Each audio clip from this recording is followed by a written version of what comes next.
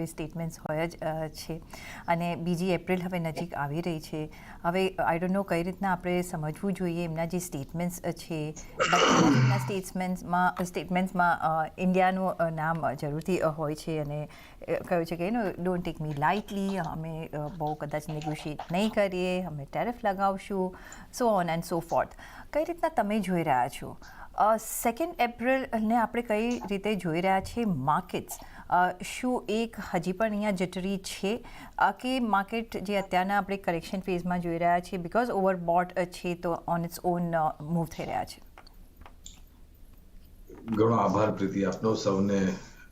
તમને કુનાલભાઈને અને બધા જ દર્શક મિત્રોને પ્રણામ અને શુભ પ્રભાત મારી તરફથી.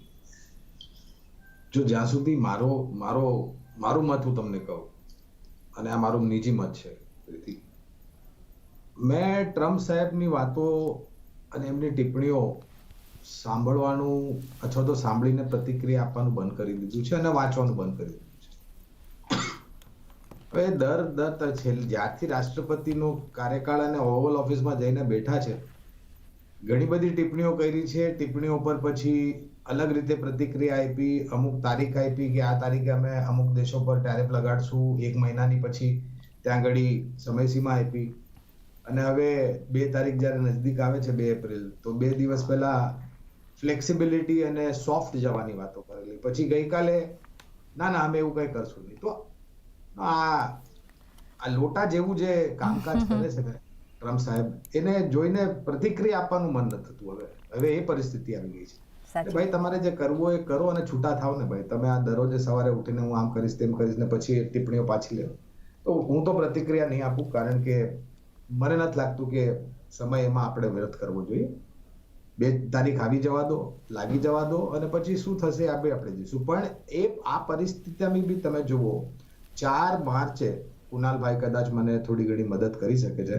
4 માર્ચે 22,000 ની નીચે લગભગ 21,900 ને કાંઈક નિફ્ટી હતી. આપણે 26મી માર્ચ પર છે અને ગઈકાલે આપણે 23,800 નું બી સ્તર જોઈ લીધું મારા ખ્યાલ પ્રમાણે. તો આ જે રિકવરી આવી છે, આ મુદ્દો હજુ પૂરો નથી થયો 2 એપ્રિલનો, ને એ પહેલા આ રિકવરી આવી છે. અને આવી રિકવરી જોયા બાદ આપણે ગઈકાલે અને આજે થોડું ઘણું કરેક્શન જોઈ રહ્યા છે.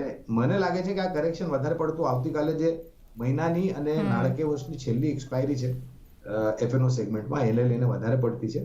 2 એપ્રિલ શું થશે એની પ્રતિક્રિયા 3 એપ્રિલ પછી આપણે આપશું, અને 10 એપ્રિલ પછી આપણે ચોથા અને છેલ્લા ત્રૈમાસિકના પરિણામ જોઈશું આ નાણાકીય વર્ષના.